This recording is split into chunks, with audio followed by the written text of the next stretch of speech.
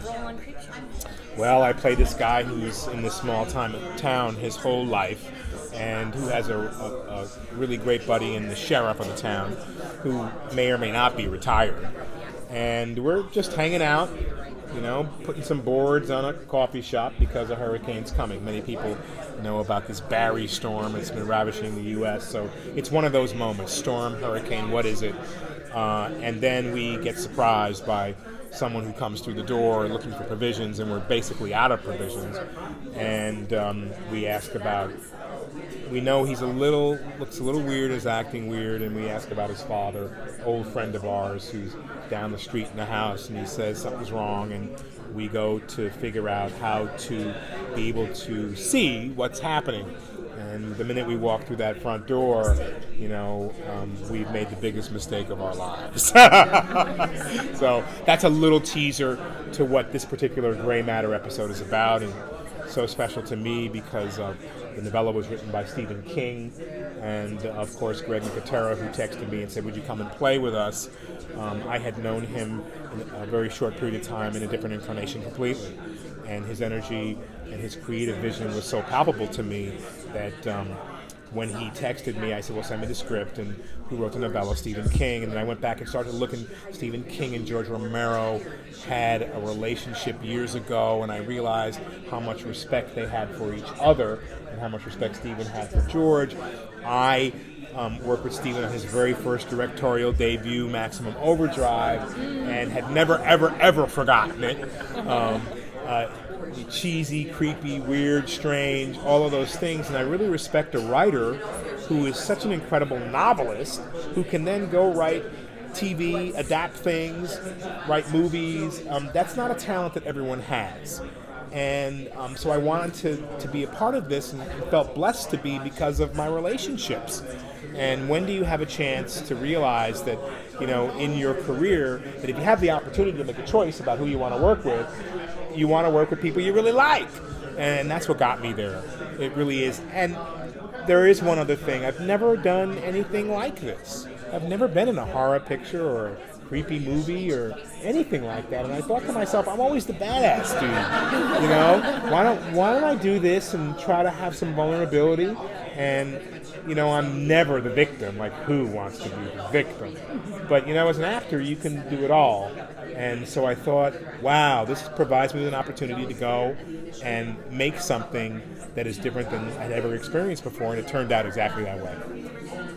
So you've never been influenced, but characters, badass, ultra creepy. What's the creepiest character you've ever played? Well, for me, the creepiest character I've ever played. Wow. I would have to say... But I don't consider Gus Fring creepy.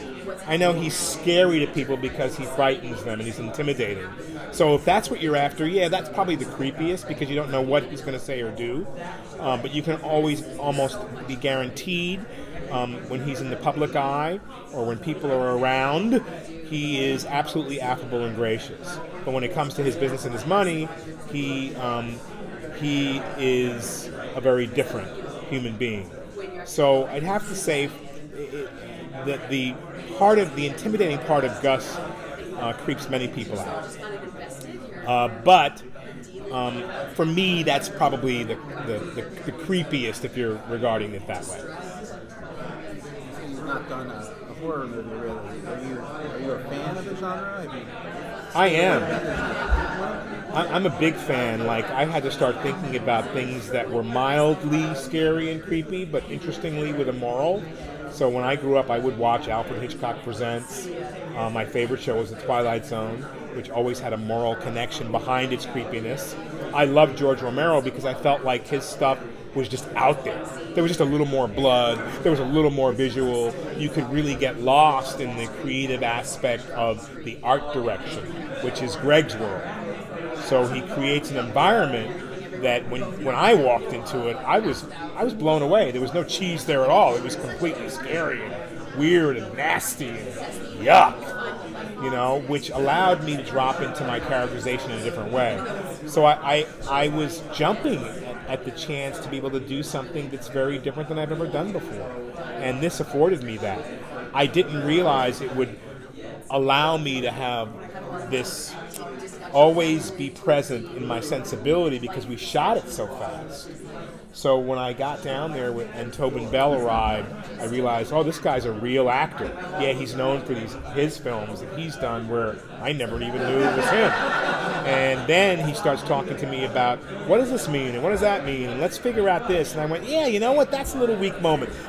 So we literally started to readdress the scenes we were in together and rewrite lines to be able to, with knowing that we're never going to put these lines in the movie, but to help us create our relationship. And it was a boon, because it was like going back to acting school, going back to what really is informing these characters. Forget the creep, forget the surprise at the end, forget the monster. What is our relationship? What's informing us? You know, I hear a creak on the step, and we're in a dark room, and I know that's my buddy the sheriff going up. Are you okay? You know, are you all right? Did you trip? What happened?